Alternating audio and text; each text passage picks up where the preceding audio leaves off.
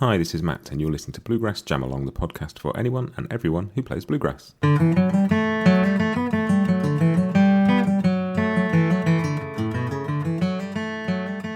Hey everybody, welcome back to another Food for Thought episode. This is going to revolve around a really simple idea, and that simple idea is it not time we stopped using the word gifted to describe people who are brilliant at things? And this has come about through quite a few different things over the past couple of weeks and over the past year and various other things, but it revolves around this. When we talk about people who are amazing at things, we say they're gifted, and it sets up this idea that somehow they have something we don't and that it's been given to them. And in every single instance, that is not the case. In every single instance, they've worked and they've worked and they've worked, and they may have a gift, they may have a talent, they may have something that's in them, but you do not get to be that level of excellent without putting the work in. And the examples you hear, like over and over again, people talk about Roger Federer playing tennis, and he describe it as effortless, and he doesn't break sweat, and he's just so gifted.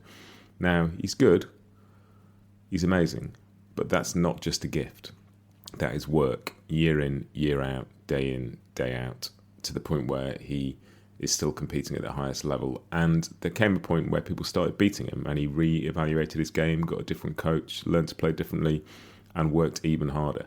And I don't think where this has come from is this week there's been some chats I've been having with a few people about sort of getting disheartened around playing because they compare themselves to sort of the best players. And all you can do is be the best version of you can be at a given time.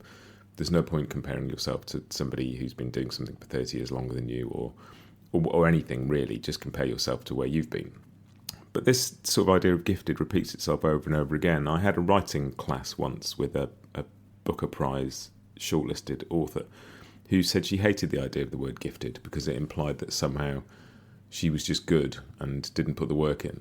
And she said, I put the work in. I miss social occasions to write on the days I don't really want to write, and I just turn up every day and the stuff happens, but you have to be there. And so a couple of days ago I was watching the Michael Cleveland Flamekeeper documentary, which is brilliant. I'd highly, highly recommend it.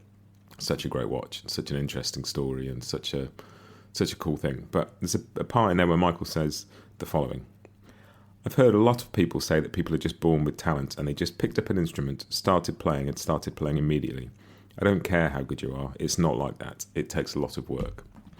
And I've read a lot of interviews, listened to a lot of interviews with people who are amazing musicians. I interviewed Bryan Sutton a few weeks ago, who is an incredible musician.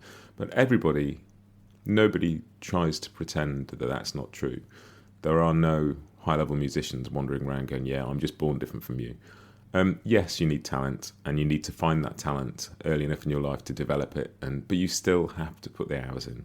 So let's stop just dismissing things as gifted, as let's just look at people who do things really well, and instead of saying, wow, they're gifted, let's say, wow, they must have worked hard.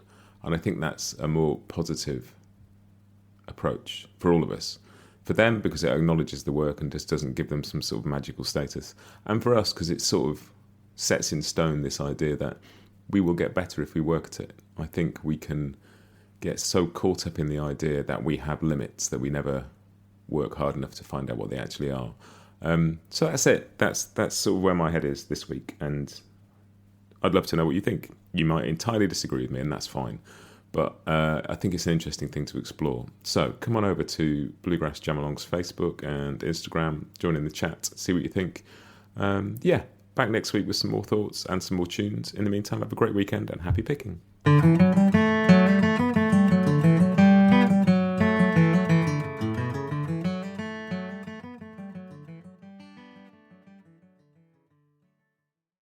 Bluegrass Jam Along is proud to be sponsored by Collings Guitars and Mandolins, making some of the finest guitars and mandolins in the world since the 1970s.